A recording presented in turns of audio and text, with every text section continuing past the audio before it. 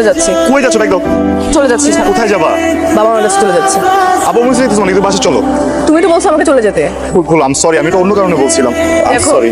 আমি অনেক চিন্তা করছি, আমি কখনো মা হতে পারবো না। আমি সবসময় চেয়েছিলাম আমি মা হতে, কিন্তু সেটা সম্ভব না। যেটা সম্ভব, তুমি মা হবা তো? সম্ভব না, তুমি তো বললা। আরে আমি বলছি তো, ওই ডক্টর বলছে, আমি অন্য ডক্টর দেখাবো। তুমি চলো আমার সাথে। রাস্তাঘাটে সিনক্রেট করো। প্লিজ প্লিজ, আমার ভালো লাগছে, তুমি বাসে চলো। রাস্তাঘাটে সিনক্রেট আমি বলতেছি বলতেছি না। কতক্ষণ লাগবে তোমার? জলদি করো, আমরা কিন্তু সিনেমা মিস করব। যখনই হবে গেটটা লাগাবো না। গেট লাগিয়ে রাখছো কেন? কি হয়েছে? বমি হইতেছে। কখন থেকে হচ্ছে বমি? তোমাকে এখন বলতেছো? সবকিছু ঠিকঠাক আছে? মানে সিরিয়াস কিছু? হ্যাঁ অবশ্যই সিরিয়াস কিছু। মেডিসিন খেলে ঠিক হয়ে যাবে না? হ্যাঁ মেডিসিন খেলে ঠিক হবে। প্রাইমারিলি এটা 1 বছর সময় লাগতে পারে, তবে গুছিয়ে উঠতে গেলে 4 থেকে 5 বছর সময় লেগে যায়। মানে বুঝে নিয়েছে কি হয়েছে? কি হয়েছে মানে আপনি বাবা হচ্ছেন, উনি মা হচ্ছে। তো আমি এই সন্তানের পিতাকে ভুল আমাকে ঠকালো কেন? কি হয়েছে? মন কি বেশি খারাপ? কে কি কিছু বলছে? আমি ওকে কতটুকু ভালোবাসো ফুল কিভাবে বুঝলাম? একটা মানুষকে যখন ভালোবাসে, ওই মানুষটা স্মেল অনেক ভালো লাগে। ওই স্মেলটা যতক্ষণ আশেপাশে থাকে ততক্ষণ নিজেকে সেফ মনে হয়। কি ব্যাপার, সবাই এখানে কেন?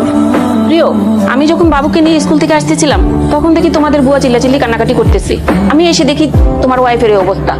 তখন আমি সবাইকে ডাকলাম এবং পুলিশও আসতেছে।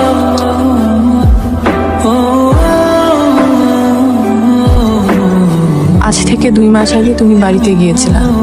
মা অসুস্থ ছিল, আমি একাই বাসায় ছিলাম। কেউ একজন কলিং বেল চেপে ইন্টারনেটে বিল নিতে আসছে।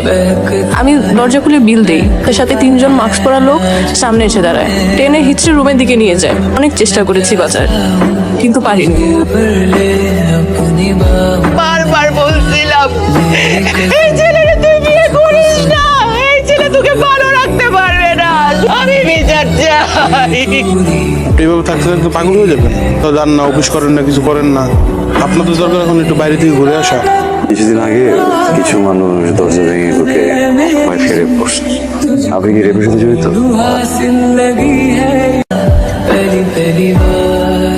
রুবে সাহেব, যদি একটু জানতে চাই, একের পর এক লাশ পড়ছে শহর জুড়ে, পুলিশ আসলে কি করছে? পুলিশের থাকবে। উনি আসলে কে? উনি আসলে আমার বাবা।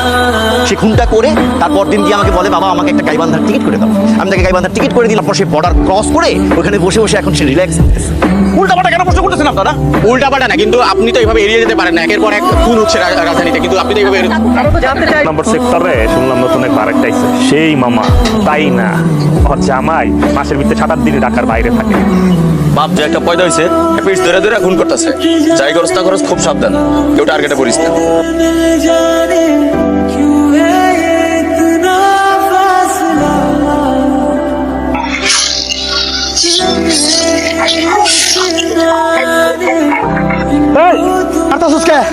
কি করছি আমি?